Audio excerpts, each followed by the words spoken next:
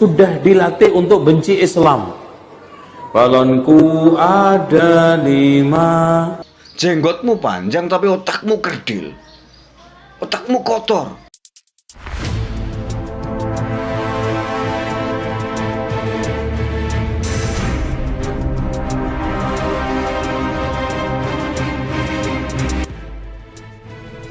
Assalamualaikum warahmatullahi wabarakatuh.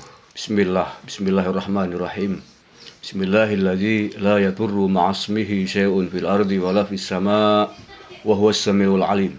Allahumma shalli ala sayyidina Muhammadin wa ala alihi wa sahbihi ajma'in. Amma ba'du.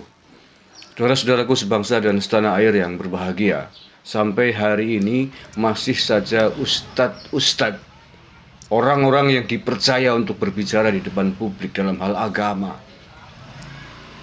masih banyak yang di antara mereka menebarkan kebencian, menebarkan hasutan, otaknya dipenuhi dengan permusuhan dan terhadap agama lain. Apakah mereka tidak sadar bahwa kita hidup di negara Indonesia, negara yang berbineka tunggal ika, negara yang mengakui banyak umat beragama di tanah air ini? Ketika ustadz-ustadz perusak semacam ini terus dibiarkan di tanah air ini, sampai kapan negeri ini kita akan mewujudkan kedamaian? Kapan kita akan mewujudkan kerukunan di antara umat beragama, di antara umat manusia? Apakah negara ini tidak punya pelindung? Apakah negara ini tidak punya aturan? Apakah negara ini tidak punya perangkat yang bisa menertibkan ustadz-ustadz semacam ini? Dan di Indonesia juga kan banyak kan, antum nggak berasa. Contoh, anak-anak kecil sejak umur TK aja sudah dilatih untuk benci Islam. Balonku ada 5, rupa-rupa warnanya. Yang meletus balon apa? Hah? Yang meletus apa? Ijo. Hatiku sangat kacau. Loh, Islam itu bikin kacau aja. Tinggal 4 pegang erat-erat. Apa? Merah, kuning. Apalagi nyanyi yang jelas-jelas mengajak untuk membenarkan ajaran Kristen. Naik ke puncak gunung, tinggi-tinggi sekali, kiri kanan. Anda lihat Messi ketika berhasil nembak bola. Iya. Ya, kulihat saja banyak pohon apa? Nah, kenapa cemara? Padahal di Sumatera banyak pohon sawit. Apalagi di Jawa pisang. Dan cemara itu pohon imporan, nggak banyak. Lihat, ditanamkan untuk mencintai pohon cemara, pohon Natal.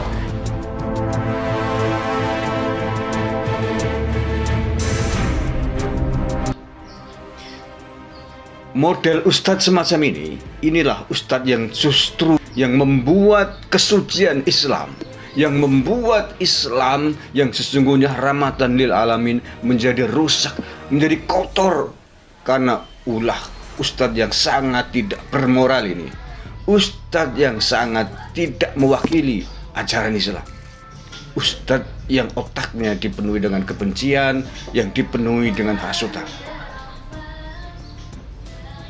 Sejak kapan lagu balonku ada 5 yang diperuntukkan untuk menyudutkan agama lain?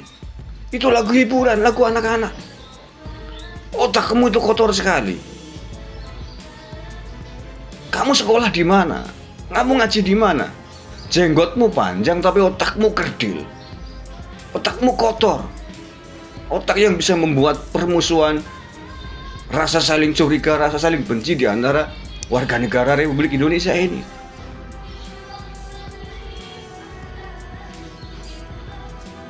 Jenggot boleh panjang, tapi otak yang panjang juga, wawasan yang panjang, pikiran yang panjang. Orang kok. Apa sih untungnya Anda berceramah begitu? Masya Allah. Mohon kepada aparat kepolisian, kepada Departemen Agama, Kementerian Agama, Majelis Ulama Indonesia, kalau orang-orang ini terus dibiarkan, orang-orang semacam ini diberikan ruang, diberikan kebebasan, kalau benalu-benalu persatuan, virus-virus kebinekaan dibiarkan berkembang, dibiarkan tumbuh, apa gunanya kita berkampanye tentang pentingnya persatuan dan kesatuan? Kita berkampanye tentang perdamaian, kita berkampanye tentang al-Islam, rahmatan lil alamin. Tapi sementara benalu, harimau, binatang-binatang buas tetap dibiarkan berkeliaran. Sama dengan ketika kita semuanya beternak ayam, tapi di sisi lain kita juga beternak harimau, beternak serigala di sekitarnya. Apa gunanya? Kalau kita konsisten ingin menumbuhkan Bhinneka Tunggal Ika, ingin menumbuhkan rasa persatuan dan kesatuan, mestinya hal-hal yang bisa merusak benalu-benalu bangsa, yang bisa memperkeruh suasana, yang akan menghancurkan persatuan, ya mestinya disingkirkan dong, ditertibkan, dibuatkan aturan. Itulah negara yang melindungi seluruh tumpah darah Indonesia ini. Dan kalau begini caranya, ustadz-ustadz menebar kebencian, ustadz-ustadz yang menebarkan permusuhan di antara sesama elemen bangsa, ya rusak dong. Ibarat kita nambal genteng yang bocor, sementara setiap hari kita juga membiarkan orang-orang melempari di genteng-genteng rumah kita. Apa gunanya? Ihdinas siratal mustaqim, siratal ladzina an'amta 'alaihim ghairil maghdubi 'alaihim waladdallin. Amin. Billahi taufiq wal hidayah wa ridha wal inayah. Assalamualaikum warahmatullahi wabarakatuh. Betapa mirisnya kita melihat ceramah yang seperti ini, yang semodel ini, ketika agama kita, agama Islam yang sangat besar ini hanya dijadikan sebagai panah-panah kebencian kepada umat beragama lain. Memaknai lagu dengan pemaknaan sempit, lalu kemudian berusaha menginfluence kita untuk membenci umat beragama lain, menurut saya tidak akan pernah bisa memajukan intelektual muslim sampai kapanpun. Ceramah-ceramah yang model begini justru membunuh Islam dari dalam. Jadi menurut saya, model-model ceramah seperti ini memang sudah seharusnya dihentikan. Dan para pendakwah juga seharusnya berpikir bahwa dengan memberikan lumuran kebencian kepada umat tidak akan pernah bisa memajukan Islam.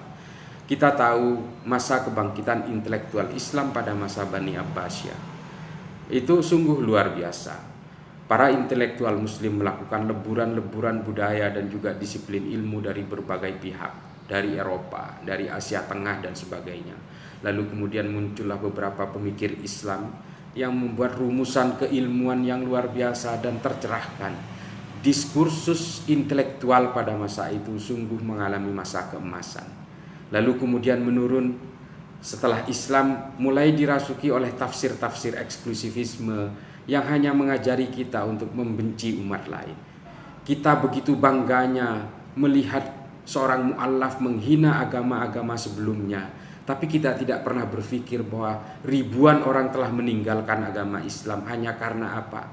Hanya karena kita terlalu sering dilumuri oleh kebencian. Para pendakwah agama menjelek-jelekan agama lain, mengajari kita untuk membenci agama lain. Umat beragama lain begitu dikekang, begitu diinjak oleh kita. Sementara kita juga sakit hati ketika ada minoritas muslim di negara lain juga diinjak dan dikekang. Tapi kita melakukan pengekangan-pengekangan itu di saat kita menjadi mayoritas. Islam juga mengajari empati, mengajari simpati, bagaimana kita berlaku sebagai mayoritas dan bagaimana kita berlaku sebagai minoritas. Di zaman Nabi, Islam mayoritas, tapi kita juga tidak pernah menginjak kaum minoritas. Ini juga harus menjadi pelajaran bagi kita. Ketika Nabi memerintah di Madinah, minoritas juga dilindungi dan diberi hak yang sama dengan umat muslim lainnya. Oleh karena itu, buanglah panah-panah kebencian terhadap umat beragama lain, karena bagaimanapun mereka adalah saudara kita dalam kemanusiaan.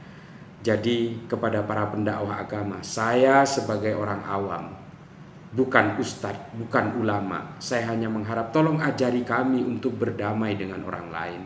Ajari kami untuk menjadi Islam yang rahmatan lil alamin. Tolong jangan ajari kami untuk membenci orang lain. Jangan ajari kami berperang. Kami tidak ingin berperang. Tapi saya sudah sering diadili, dianggap kafir, dianggap liberal, dianggap Syiah, dianggap ini, dianggap itu. Tapi saya berharap bahwa Islam yang sebenarnya adalah Islam yang bertumpu terhadap kemanusiaan. Islam tidak pernah mengajari kebencian, itu yang saya pahami.